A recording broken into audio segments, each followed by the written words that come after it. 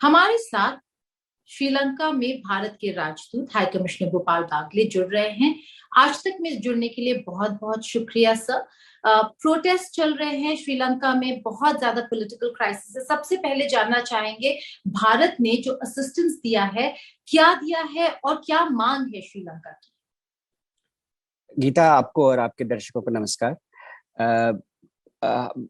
यहाँ श्रीलंका में जो इस वक्त स्थिति है वो आप सब जानते ही हैं, आपके न्यूज़ चैनल पे देख रहे हैं, आपके आज तक के दर्शक भी देख रहे हैं। जो श्रीलंका में भारत ने सहायता दी है उसका संबंध आर्थिक पहलुओं से है। और श्रीलंका ने हमसे दो तरह की सहायता मांगी थी पिछले साल। उसमें था आवश्यक वस्तुओं जैसे ईंधन, खाद्य सामग्री, दवाओं वगैरह के लिए क्रेडिट, यानी एक तरीके का लोन क्रेडिट फैसिलिटी, जिसमें हमने $1.5 बिलियन की लाइन ऑफ क्रेडिट इनको दी है श्रीलंका को भारत की तरफ से। उसके अंदर फ्यूल यानी कि डीजल, पेट्रोल, एविएशन फ्यूल वगैरह, और $1 बिलियन की क्रेडिट लाइन के अंदर खाद्य सामग्री, दवाइयाँ और मिल्क पाउडर वगैरह। उसके अलावा एक और छोटी $55 मिलियन की लाइन ऑफ क्रेडिट है जिसके अंतर्गत खाद यानी कि फर्टिलाइजर सप्लाई किए गए हैं, और ये सारे पदार्थ भारत से आ रहे हैं श्रीलंका में। दूसरी तरीके की सहायता है जो श्रीलंका की में जो विदेशी मुद्रा के भंडार है, फॉरेक्स रिजर्व, वो बहुत कम हो गए, तो जिसकी वजह से वो बाहर से इंपोर्ट नहीं कर पा रहे हैं, आयात नहीं कर पा रहे थे। तो उन्होंने हमसे विदेशी मुद्रा के संबंध में भी सहायता मांगी। उसमें हमने $400 मिलियन का करेंसी स्वैप और करीब 1.8 या 2 बिलियन डॉलर तकरीबन हमने भारत के रिजर्व बैंक ने श्रीलंका के सेंट्रल बैंक को वो सहायता प्रदान करी है। तो कुल मिलाकर के भारत की तरफ से $4 बिलियन की तकरीबन सहायता श्रीलंका को प्रदान करी गई है इस साल 6 महीनों के अंतर्गत ना। अब ये इसके अलावा भारत में बहुत सारे व्यक्ति हैं, संस्थान हैं, संगठन हैं जो वॉलंटरी तौर पर, जो अपनी इच्छा से श्रीलंका के लिए इस वक्त, क्योंकि श्रीलंका के लोग बड़ी मुसीबत में हैं, तो इसलिए उन्होंने अपनी तरफ से, अपनी इच्छा से श्रीलंका के लिए ह्यूमैनिटेरियन असिस्टेंस में यही सब सामग्रियां, खाद्य पदार्थ, दवाइयां वगैरह वगैरह, वो उन्होंने मोबिलाइज करके श्रीलंका को भेजा है। जी सर, अगर पॉलिटिकल क्राइसिस की बात करें, आर्थिक क्राइसिस एक तरफ, भारत काफी मदद भेज रहा है, लेकिन आप हर पॉलिटिकल पार्टीज के साथ, उनके लीडर्स के साथ इंगेज करते आ रहे हैं। आपको क्या लग रहा है, ये जो स्थिति है कब तक स्टेबलाइज हो सकती है? क्योंकि जो प्रोटेस्ट है चल रहे हैं और पॉलिटिकल क्राइसिस खत्म होने का नाम नहीं ले रही। देखिए, आपने जैसे देखा प्रदर्शन हुए और प्रदर्शनकारियों की कुछ मांगे थी, उसके तहत भी कुछ परिवर्तन हो रहे हैं, बड़े स्तर के राजनीतिक परिवर्तन भी हो रहे हैं।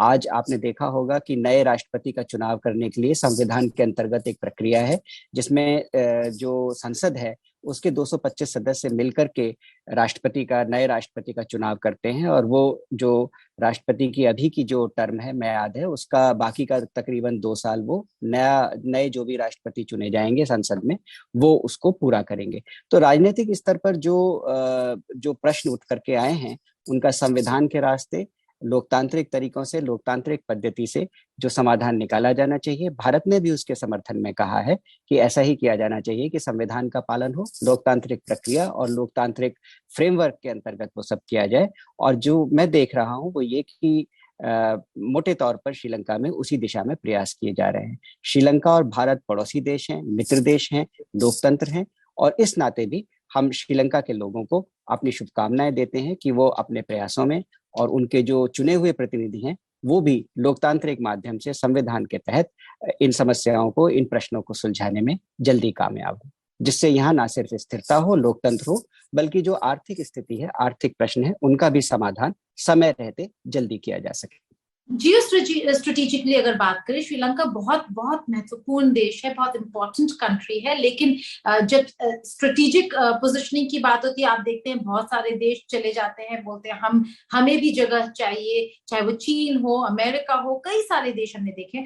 लेकिन जब आज मदद की जरूरत है तो भारत सबसे आगे खड़ा है, जबकि भारत के साथ रिश्ते जो है काफी नुआंस्ड हैं, कभी खुशी, कभी काफी सारा गम। लेकिन आप जियो स्ट्रेटेजिकली अगर बात करें तो कितना महत्वपूर्ण है श्रीलंका का स्टेबलाइज होना? देखिए, श्रीलंका और भारत जो है वो खाली इतिहास और भूगोल से नहीं जुड़े हुए हैं, वो सभ्यता और संस्कृति के रास्ते से जुड़े हुए हैं। मैं तो, बल्कि कुछ लोग कहते हैं हम लोग भाई भाई हैं, मैं तो कहता हूँ हम लोग जुड़वा भाई। तो इसलिए हम लोग सोलमेट हैं एक तरीके से। तो जाहिर सी बात है कि जब भी श्रीलंका के सामने कोई समस्या आती है, चाहे वो प्राकृतिक आपदा हो या और कोई समस्या हो, वो पहले भारत की तरफ देखते हैं और भारत भी लगातार सतत उनके साथ खड़ा होता है। यही अभी भी हुआ है। और भारत का राजनयिक होने के नाते, भारत का उच्चायुक्त होने के नाते, मैं तो यही कहूंगा कि भारत ने जो सहायता प्रदान करी है वो श्रीलंका के लोगों को प्रदान करी है, जिससे उनकी इस संकट की घड़ी में उनके साथ हम खड़े रहें और उनकी मदद कर सकें। और उसका जहां तक मैं देख सकता हूँ, श्रीलंका के लोगों ने स्वागत भी किया है और उसके लिए उनके मन में अच्छी भावना भी है। जो तमिल्स है उसके लिए भारत की लड़ाई बड़ी लंबी रही है श्रीलंका में भी।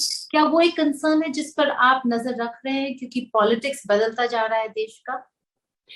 जो तमिल प्रश्न है उसके संबंध में हमारी जो नीति है वो बड़ी सतत है, बड़ी स्पष्ट है और साफ है। उसमें हमने यही कहा है कि जो 13वां संविधान संशोधन है श्रीलंका का, उसको पूर्णतः लागू किया जाना चाहिए और जो पावर है उसका डिवोल्यूशन होना चाहिए, नेगोशिएटेड तरीके से बातचीत करके स्टेक होल्डर्स के बीच में। लेकिन अभी की जो समस्या है वो उसका सीधा संबंध दूसरे प्रकार के प्रश्नों से है। हालांकि जब ये इसका मंच इन समस्याओं को, इन प्रश्नों को, आर्थिक चाहे प्रश्न हो चाहे राजनीतिक, जब वो संसद के मंच पर जब उनको सुलझाया जाएगा, संसद के रास्ते लोकतांत्रिक तरीके से जब उनको सुलझाया जाएगा, तो सभी 225 चुने हुए जो प्रतिनिधि हैं, सांसद हैं श्रीलंका के, जिनमें तमिल भी शामिल हैं, दूसरे अल्पसंख्यक वर्ग भी शामिल हैं, सभी लोग शामिल हैं, वो इसमें अपना अपना मत व्यक्त करेंगे और सबके मत के आधार पर फिर आगे का रास्ता श्रीलंका के चुने हुए प्रतिनिधि, जनता के चुने हुए प्रतिनिधि निकालेंगे। हाई कमिश्नर बागले, एक आखिरी सवाल थोड़ा पर्सनल लेवल पर। आपने कई सारे देशों में, इसी नेबरहुड में कई सारे देशों में पोस्टिंग रही है आपकी, और सब ऐसे सारे जो देश है वहां पे बड़े चैलेंजिंग टाइम्स में आप रहे हैं। चाहे वो पाकिस्तान में रहे हो जब रिश्ते काफी खराब हो रहे थे दोनों देशों के बीच, नेपाल में जब रॉयल मैसेकर हुआ था तब आप थे, काफी माहौल खराब था, और श्रीलंका में अब जो दुनिया में हमने पहली बार ऐसे इतने क्राइसिस में किसी देश को देखा होगा। सबसे चैलेंजिंग क्या रहा आपके लिए? ऐसा है कि पड़ोस के देशों से हमारे संबंध बहुत महत्वपूर्ण हैं, बहुत घनिष्ठ हैं, बहुत ही नजदीकी संबंध है, परिवार के संबंध है। वैसे तो हम वसुधैव कुटुंबकम पूरे सब लोगों के लिए कहते हैं, लेकिन नेबरहुड फर्स्ट, हमारा पड़ोस हमारी प्राथमिकता है विदेश नीति में। और लोगों के स्तर पर भी हमारे जो सबसे नजदीकी संबंध है वो हमारे पड़ोस में है।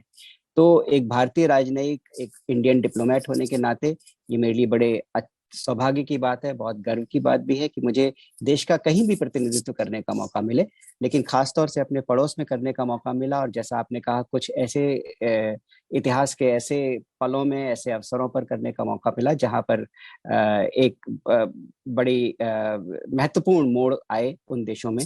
तो इसे मैं अपनी अच्छी किस्मत ही कहूंगा। और मैं और मेरे सहयोगी यहाँ पे यही पूरी कोशिश करते हैं कि श्रीलंका के साथ भारत के संबंध और भी घनिष्ठ हों, और भारत की ओर से श्रीलंका को इस संकट की घड़ी में जो भी सहायता करी जा सकती है वो हम करने में जितने मदद कर सकते हैं वो हम जरूर करें।